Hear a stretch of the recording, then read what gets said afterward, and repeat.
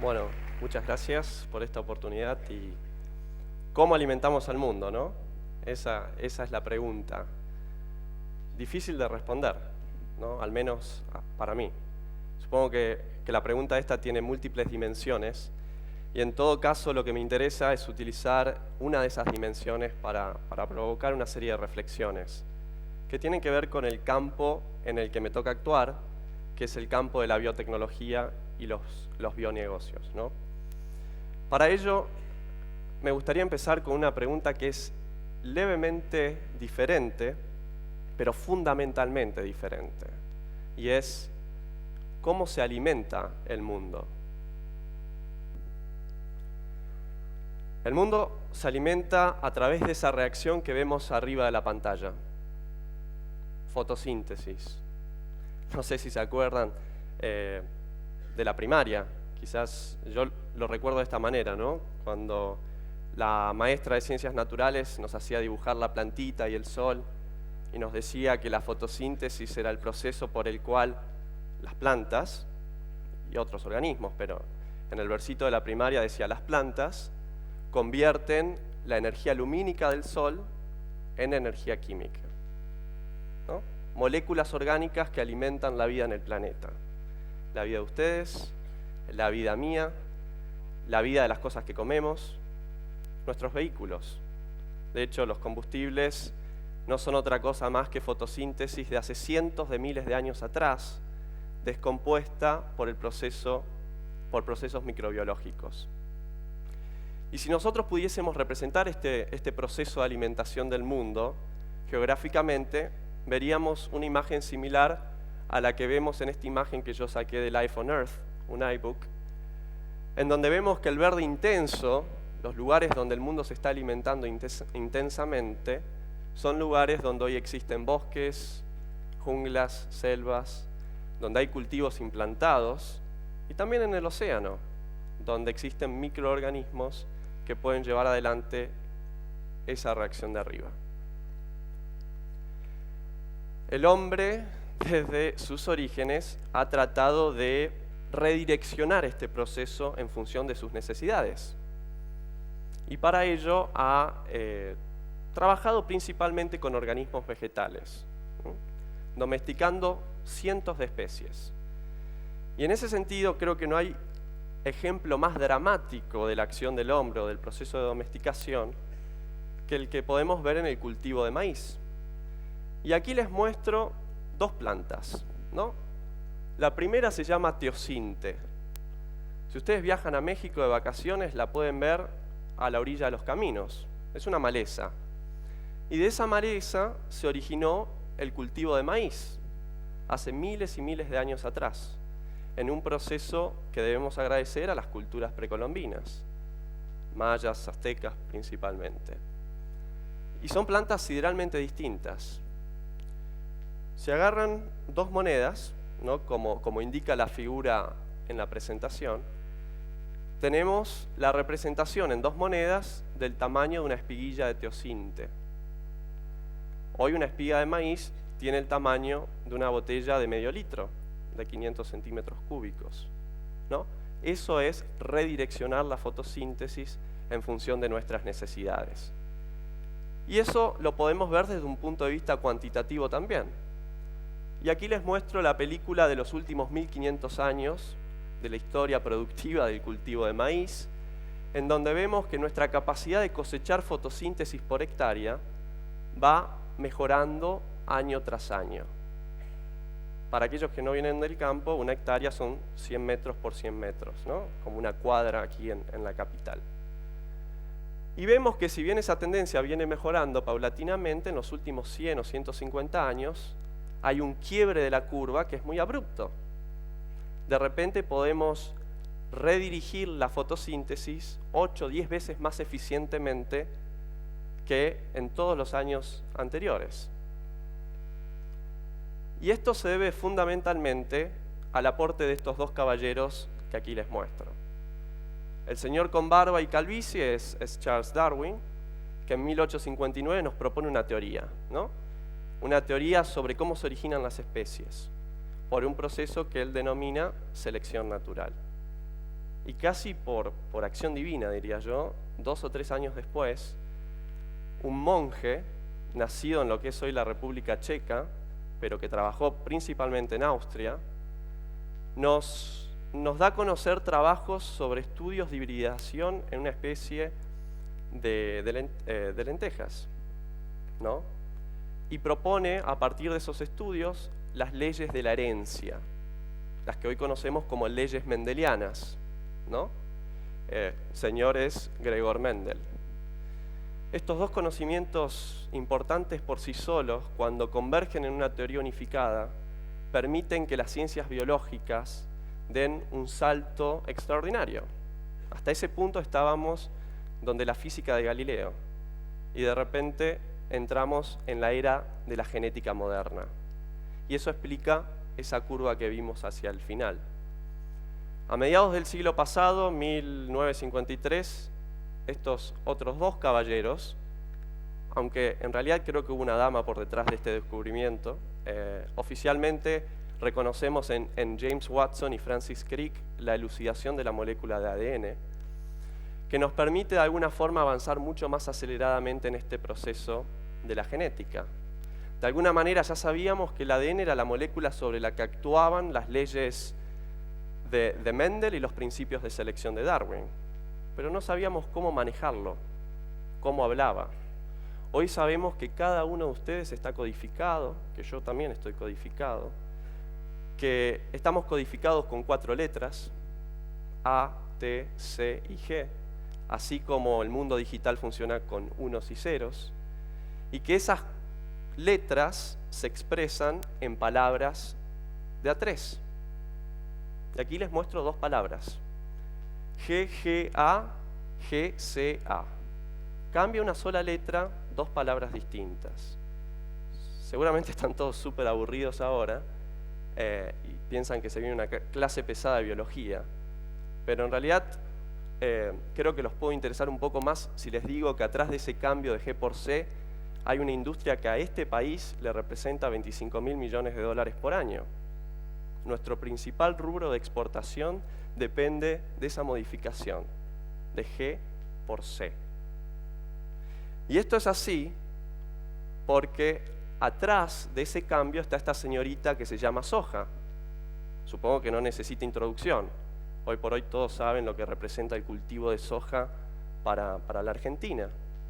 Pero en el año 96, cuando esta señorita presentó ese cambio de G por C en sociedad, probablemente la mayoría de ustedes no hubiesen sabido en ese momento qué era el cultivo de soja. Este cambio de G por C es tan importante porque cuando este cambio ocurre en un aminoácido, que es el aminoácido 101 de una proteína que se llama EPSPS, hace que esa proteína no pueda ser más inhibida por un pseudoaminoácido llamado glifosato. Soja tolerante al glifosato, ¿no? De esto se trata. Por supuesto, este tipo de tecnologías no ha venido sin controversias, de todo tipo, ¿no? Al principio, la clásica, ¿no? De repente la ciencia está jugando nuevamente el papel de Dios. Y creo que cada vez que la ciencia nos propone un avance disruptivo, vamos hacia ese tipo de cuestionamientos. Me interesa más especialmente tratar los temas ambientales, porque cuando hablamos de este tipo de tecnologías, al menos en nuestro país, se habla mucho del impacto ambiental de esta tecnología. Tecnología que permite el avance de la frontera agrícola sobre ecosistemas marginales, sobre bosques, perdiendo biodiversidad, acentuando el proceso de cambio climático, ¿no? Son cosas que escuchamos muy a menudo respecto de este tema. Y en ese sentido, a mí me gustaría reflexionar solamente con una película cortita de los últimos 50, 60 años, que les muestro también en forma cuantificada aquí, y es mostrarles un poco que hace 50, 60 años atrás, 70 años atrás, el planeta producía 650 millones de toneladas de fotosíntesis, ¿no? Y para eso empleaba 620 millones de hectáreas. Hoy el planeta produce, o nosotros podemos redirigir, 3 veces más fotosíntesis en función de nuestras necesidades. Y para ello empleamos 650 millones de hectáreas. O sea, básicamente utilizamos la misma superficie que hace 50, 60 años atrás, pero producimos 3 veces más fotosíntesis. Entonces, si nos genera temor la tecnología, con todo derecho, nosotros deberíamos tener 2 alternativas, o al menos yo me imagino 2 alternativas, ¿no? Si queremos retener la tecnología del pasado, podemos, por un lado, tratar de adecuarnos a vivir con 1/3 de la cantidad de fotosíntesis que hoy utilizamos, ¿no? Y puede ser un tema organizacional y puede valer la pena el desafío. O la otra alternativa es esencialmente avanzar sobre 1.100 millones de hectáreas de bosques para poder, con la tecnología del pasado, producir lo mismo que producimos hoy. Y esto me parece que es una reflexión interesante para poder ver, si quieren, la otra cara de esta moneda, que es cómo la tecnología nos ayuda a preservar el ambiente y la salud. Volviendo al campo de la genética, ¿no? Donde uno actúa, hoy nosotros tenemos la capacidad de descifrar el código genético de todos los organismos que nos interesan. Ustedes saben que el genoma humano está completamente elucidado, ¿no? Y dentro de poco cada uno de ustedes va a poder secuenciar su propio genoma y compararlo contra un genoma testigo. De la misma manera hemos secuenciado los genomas de las especies que utilizamos para este proceso de redireccionar la fotosíntesis. Y aquí lo que les muestro en la representación circular es el genoma del maíz, del que estuvimos hablando hace un ratito. Hoy conocemos cada A, cada T, cada C y cada G de ese genoma, dónde está localizada, qué gen codifica y cómo cambia respecto de especies vinculadas. Y esto es muy interesante porque nos permite ir hacia atrás y ver cuánto modificó el hombre en este proceso que llevó miles y miles de años para pasar del teosinte al maíz. Y nos sorprendemos. Nos sorprendemos porque vemos que lo único que cambia es menos del 5% del código genético. O sea, esa transformación tan importante que llevó miles y miles de años, trabajó solamente sobre el 5% del código genético. Y más aún, la forma más contrastante entre el teosinte y el maíz es su fruto. Y ahí les muestro los 2 frutos, ¿no? Cómo cambió la morfología de ambos frutos. Esa modificación es responsabilidad de 3 mutaciones recesivas. Algo que llevó miles y miles de años, hoy podemos replicar en un laboratorio en un solo paso. Y creo que eso es lo contundente de la era en la que vivimos. De alguna manera, volviendo al ejemplo de la soja transgénica, que todos conocimos en el año 96, y hoy su importancia es notoria, y haciendo una analogía con la industria automotriz, podemos decir que ese acontecimiento fue como la puesta en el mercado del primer auto fabricado. Un auto que se fabricó con las piezas existentes de industrias anteriores a la industria que estaban haciendo.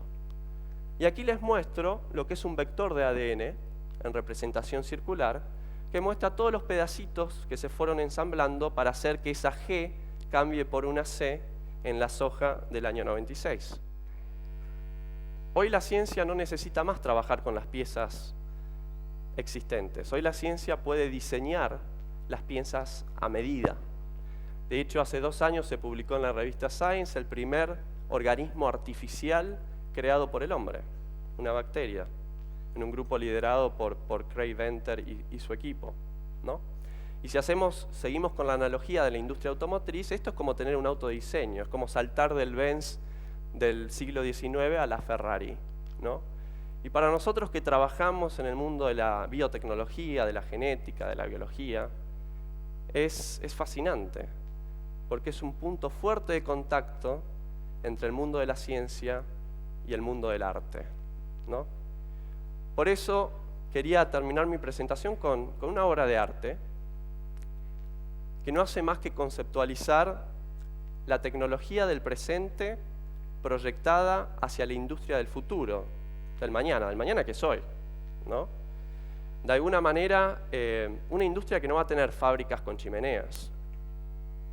Una industria donde las fábricas van a ser organismos programados para redireccionar la fotosíntesis en función de nuestras necesidades alimenticias, productos nutracéuticos, productos farmacológicos, energía, biocombustibles, energía eléctrica, polímeros para la industria de la construcción, polímeros para la industria plástica, externalidades ambientales.